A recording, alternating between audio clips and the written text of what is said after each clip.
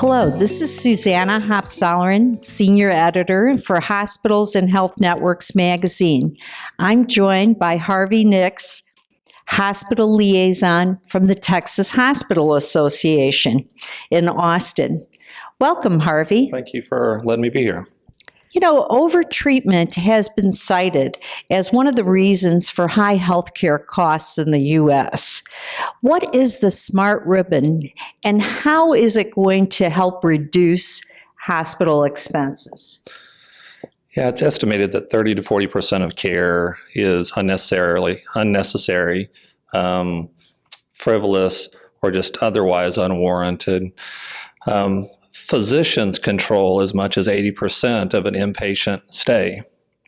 The Texas Hospital Association partnered with a company called IllumiCare to develop a smart ribbon. It's a new technology that puts over an electronic medical record, a ribbon of information of both cost and risk information during the ordering process.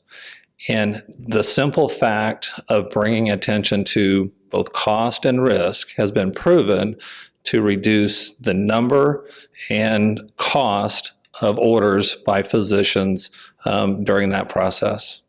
How many hospitals are involved in this statewide initiative? There are currently 7 hospitals contracted under implementation.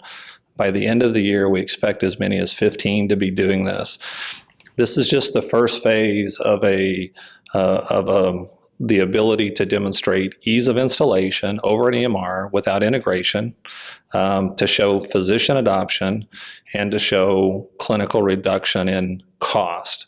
So it's kind of a new model with the Texas Hospital Association leading this, to be able to demonstrate in a rapid phase across a community that technologies can be evaluated, vetted, and adopted in a very short period. We only started this in December of this last year, so December of 2015.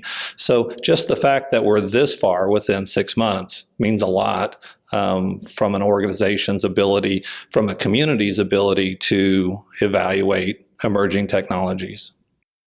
What obstacles have you encountered in this process? Healthcare is struggling to figure out where it fits within the Obamacare reimbursements. So money is tight, IT resources are tight, and plus IT resources, there's just not, there's an overabundance of opportunities to improve care. So they have to be extremely selective. That really, that hinders the adoption of technology. There's just not extra bandwidth. And I think while we found clinicians, leaders, both financial and medically oriented people that say this is where we need to go. We need to put cost and risk information in front of the physicians. Getting IT availability to adopt those is a struggle. So we didn't expect all hospitals in Texas to adopt it, but we were hoping for at least 10, and it looks like we're going to get that because that's enough that you can do a geographic distribution, you can do hospital universities versus rural. So this gives us the ability to do that. So, Harvey, you're already seeing some benefits from the deployment, aren't you? Well, we're not quite there yet. Quite truthfully, the hardest part of the install, it's typically a 90-day installation, but the reality is it's the processes that the facilities themselves have to go through in order to take security and HIPAA requirements. And so they may have to attend 20 meetings when the reality is the installation time is just a few hours on their part. So we're almost there. The hospitals that we are currently in, and we're seeing those immediately. When physicians become cost aware, they're like, oh, I didn't know it cost that much. They change behaviors. One of the big factors that we're looking at from a community standpoint is this is EMR agnostic, so it can allow for the transmission of information across systems. And scans, CT scans, radiology scans is a big part of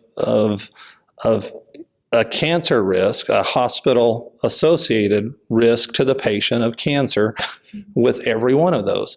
And the way this company started is a physician identified a Crohn's patient that came to him for a second opinion, and she had had 17 CT scans over a 1.5 year period. Now, that's a lot, and you can think that is not going to be good for the patient. But he took the time to figure out how much radiation that caused her. And then he had to go research that to atomic bomb survivor data. And what he found was it caused him to start this company. And what he found is that she had 240 millisieverts, which doesn't typically mean anything to anybody, which is a problem. We need to know what that means. But that's the equivalent of living a mile from ground zero, Hiroshima, 2.5 times. So not only was it costly to the system, it was costly to the patient. And most of the scans were just because she would come into the emergency room and get another scan because the physicians didn't know what else she had already had. Since that time, and it's been almost 3 years, she hasn't had another scan. Most of those scans didn't contribute to the next decision either. So we're not telling physicians not to do it. We're just informing them, this is what's been done, here's the risk to the patient, and here's the cost. And when we do those things, we find that physicians order fewer and less expensive tests and medications. Thanks, Harvey, for being with us today. You're very welcome. I'm Susanna Hopsolern for HNHN Daily. Thanks for watching.